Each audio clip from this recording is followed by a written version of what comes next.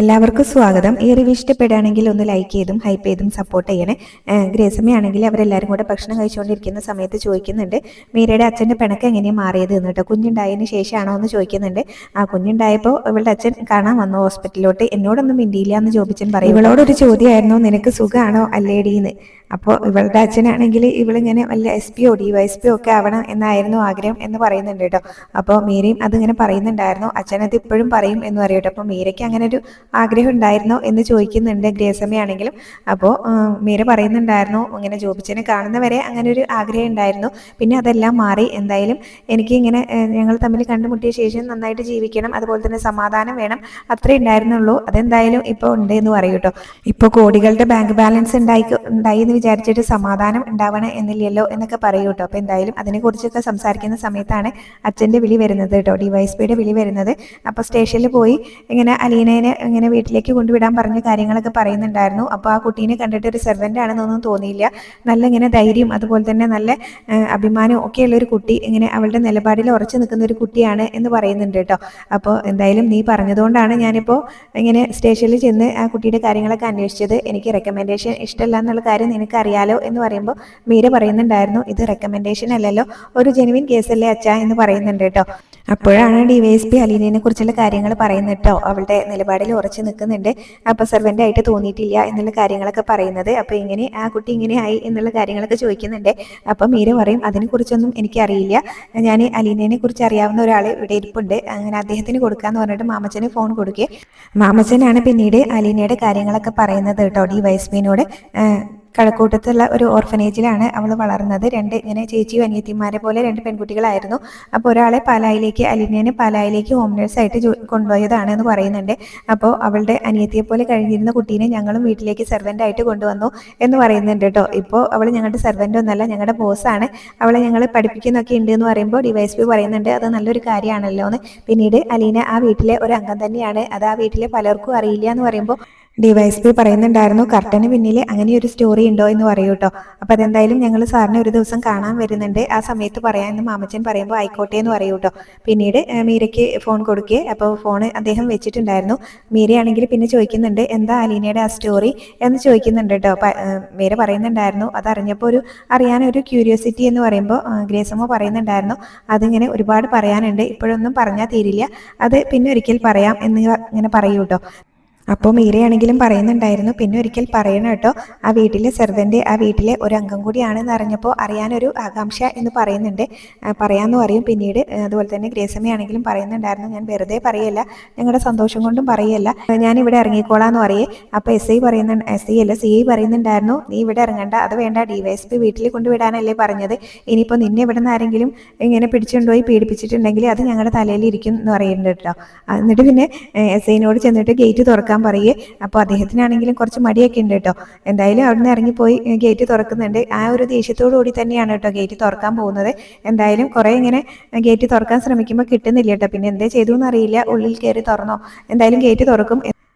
വണ്ടി മുറ്റത്തേക്ക് ഇങ്ങനെ കയറ്റുന്ന സമയത്ത് ജനലിലൂടെ അകത്തേക്ക് വെളിച്ചൊക്കെ ചെല്ലുന്നുണ്ട് കേട്ടോ. കൃഷ്ണമോളാണെങ്കിലും ആകെ സങ്കടപ്പെട്ട് ഇങ്ങനെ ഇരിക്കുകയാണ് കേട്ടോ സോഫയിൽ. അപ്പോൾ ഈ വെളിച്ചമൊക്കെ വരുന്നത് കണ്ടിട്ട് ആകെ പേടിയും എല്ലാം ഉണ്ട് കേട്ടോ. അപ്പോൾ അതുകൊണ്ട് തന്നെ ഇങ്ങനെ ജനൽ ചെയ്യുന്നുണ്ട്. എന്നിട്ട് കൃഷ്ണമോളാണെങ്കിലും അലീനെ തന്നെ കുറേ സമയം ഇങ്ങനെ നോക്കി നിൽക്കുന്നുണ്ട് കേട്ടോ. എന്നിട്ട് ഓടി വന്ന് കെട്ടിപ്പിടിച്ച് അങ്ങ് കരയുകയോ. എന്നിട്ട് ചോദിക്കുന്നുണ്ടായിരുന്നു, അലീന ചേച്ചീനെ അവർ ഉപദ്രവിച്ചോ, എവിടെയായിരുന്നു ഇത്രയും സമയം, അവിടെ തന്നെ ഇരിക്കുകയായിരുന്നോ എന്ന് ചോദിക്കുന്നുണ്ട് കേട്ടോ.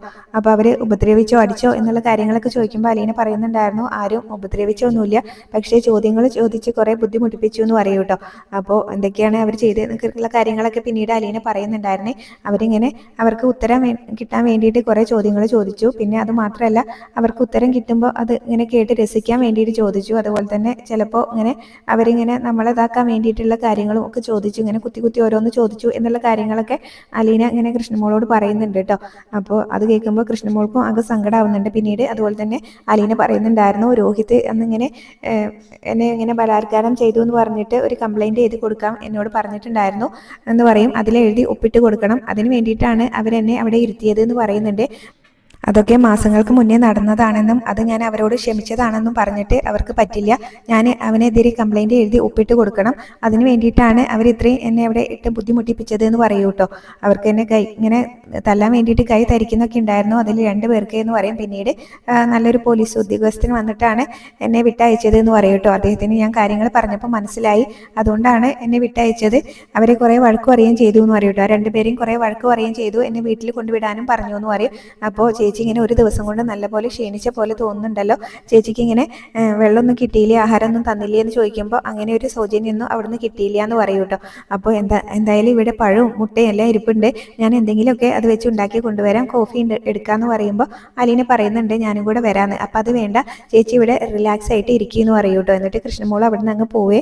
അപ്പോൾ അലീനയാണെങ്കിലും ആകെ സങ്കടപ്പെട്ടുകൊണ്ട് അവിടെ ഇങ്ങനെ നിൽക്കുകയാണ് കേട്ടോ. അതിൻ്റെ ഇടയിൽ ബബിതയാണെങ്കിലും വണ്ടിയൊക്കെ വരുന്ന ശബ്ദം കേട്ടാണ്ടാണെന്ന് തോന്നുന്നുണ്ട് മുറിക്ക് പുറത്തിറങ്ങിയിട്ടുണ്ട്.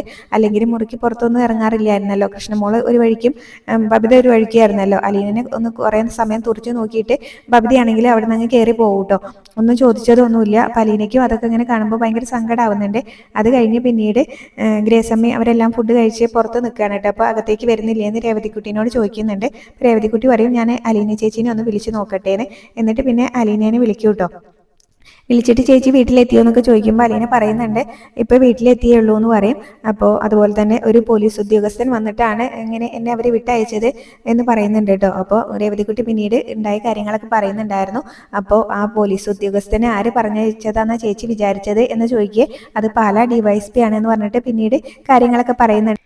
ഗ്രേസമ്മയും മാമച്ചായനും അവരെല്ലാവരും കൂടെ കുറുവിലങ്ങാട് പോയ കാര്യങ്ങളും ഒക്കെ പറഞ്ഞു കൊടുക്കുന്നുണ്ട് കേട്ടോ. ഗ്രേസമ്മയുടെ റിലേറ്റീവ് ആണല്ലോ അവിടെ ഉണ്ടായിരുന്നത്. അപ്പോൾ ആ കാര്യങ്ങളൊക്കെ പറഞ്ഞു കൊടുക്കുന്നുണ്ടായിരുന്നേ. അങ്ങനെ വിളിച്ച് പറഞ്ഞിട്ടാണ് ചേച്ചിയുടെ അടുത്തേക്ക് DYSP വന്നത് എന്ന് പറയൂ കേട്ടോ. അല്ലാതെ ഇപ്പം ഇങ്ങനെ ഈ രാത്രിയിൽ ഇങ്ങനെ DYSPക്ക് ഇങ്ങനെ അവിടെ ഇങ്ങനെ പാലാ സ്റ്റേഷനിൽ വരേണ്ട കാര്യമൊന്നുമില്ലല്ലോ എന്ന് പറയുമ്പോഴാണ് അലീനയ്ക്ക് കാര്യങ്ങളെല്ലാം മനസ്സിലാവുന്നത്. ഇതൊന്നും ഞാൻ അറിഞ്ഞില്ലല്ലോ മോളെ, ഇപ്പോഴല്ലേ അറിഞ്ഞത്. ആൻറ്റി അടുത്തുണ്ടോ, എനിക്ക് ആൻറ്റീനോടൊരു താങ്ക്സ് പറയണം എന്ന് പറയും കേട്ടോ. അപ്പോൾ ആൻറ്റി ഇവിടെ ഉണ്ട് എന്ന് പറയും. എന്നിട്ട് പിന്നെ ഗ്രേസമ്മേനെ വിളിക്കുന്നുണ്ട് കേട്ടോ. ആൻറ്റി ഒന്നും ഇങ്ങോട്ട് വന്നേന്ന് പറഞ്ഞിട്ട് രേവതിക്കുട്ടി വിളിക്കും കേട്ടോ. അപ്പോഴേക്കും ഗ്രേസമ്മ വന്നിട്ട് എന്താണെന്ന് ചോദിക്കും. അപ്പോൾ അലീന ചേച്ചിയാണ് ഇങ്ങനെ ഒന്ന് സംസാരിക്കണമെന്ന് പറഞ്ഞു എന്ന് പറഞ്ഞിട്ട് ഫോൺ അങ്ങ് ഗ്രേസമ്മയുടെ കയ്യിലേക്ക് കൊടുക്കും കേട്ടോ. അപ്പോൾ ഗ്രേസമ്മ വിളിച്ചിട്ട് കാര്യങ്ങളൊക്കെ സംസാരിക്കുന്നുണ്ടായിരുന്നു. രേവതിക്കുട്ടി എല്ലാം പറഞ്ഞില്ലേ എന്ന് ചോദിക്കും. അവൾ പറഞ്ഞപ്പോഴാണ് ഞാൻ അറിഞ്ഞത്, ഒരുപാട് താങ്ക്സ് ഉണ്ട് കേട്ടോ എന്നൊക്കെ ഇങ്ങനെ പറയുവേ.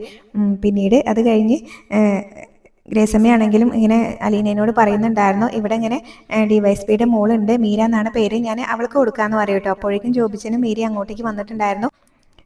എന്നിട്ട് മീരയുടെ കയ്യിലേക്ക് ഫോൺ ചെയ്ത ശേഷം ജോബിച്ചനാണെങ്കിലും പറയുന്നുണ്ടായിരുന്നു ഇപ്പോൾ ഇതിലൊക്കെ എനിക്കും ഒരു പങ്കുണ്ട് കേട്ടോ, ഇവളിപ്പോൾ DYSPയുടെ മോള് മാത്രമല്ല എൻ്റെ ഭാര്യ കൂടിയാണ് എന്നിങ്ങനെ പറയൂ കേട്ടോ.